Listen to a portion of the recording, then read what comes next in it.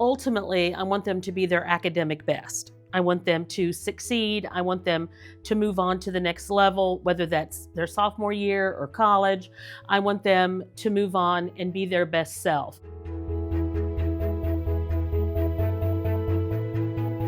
My name is Ann Hammons. I teach at Harrison High School, and last year and this year, I teach Honors 9 all day. It's my honor, it's my privilege to get to present this check for $1,000. Hey, donuts, people!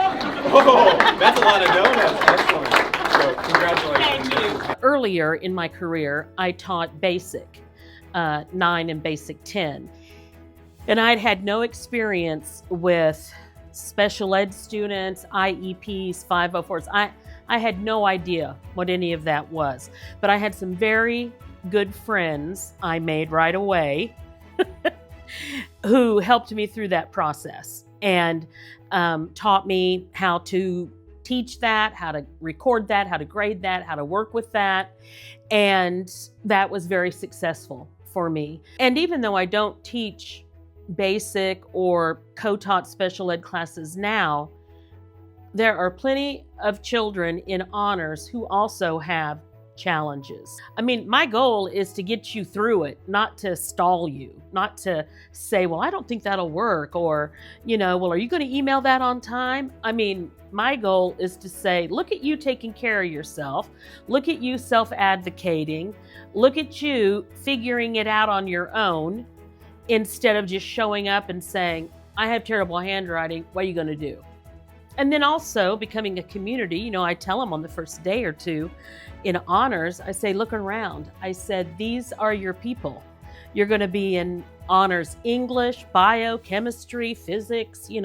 I said, you're going to be in all these classes together. So these are your people. You need to get to know them. You need to, bond with them. When we do group activities, you need to be invested in these people. They always kind of look around because they're all coming from middle school and they don't know everybody. But the thought is that we all have to come together so that we can all get there at the end. Literature can be relevant. Like right now, we're reading Charles Dickens' Great Expectations, which was written in 1860. And so your first thought is, why do we care about these old English people? Well, that's not what it's about. It opens with a 7-year-old getting accosted in a cemetery by a convict. And immediately the kids are like, now, wait a minute, what? And I'm like, right. There have been little kids and convicts since the start of time. Now, not necessarily meeting in a graveyard, but everything that happens has happened since the beginning of time. In here, everybody's about 13. It doesn't matter how old you get, you're about 13.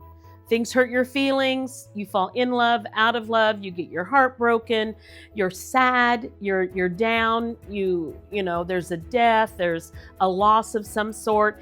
And even though you would think, oh, well, she's an adult, in here, everybody's about 13.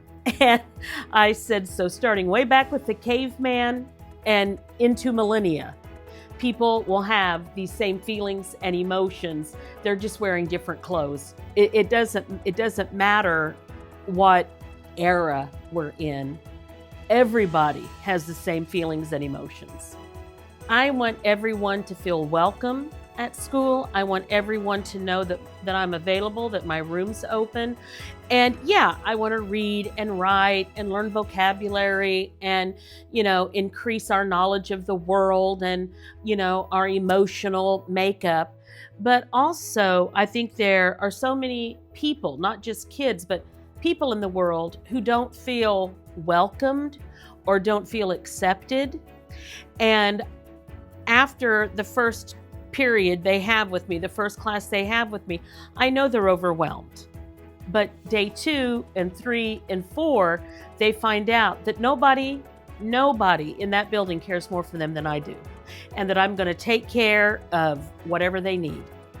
And that goes from giving people lunch money to reporting a bully in the cafeteria to letting them hang out in my room and crochet after school. It's a little bit of everything. But I always want them to feel welcome.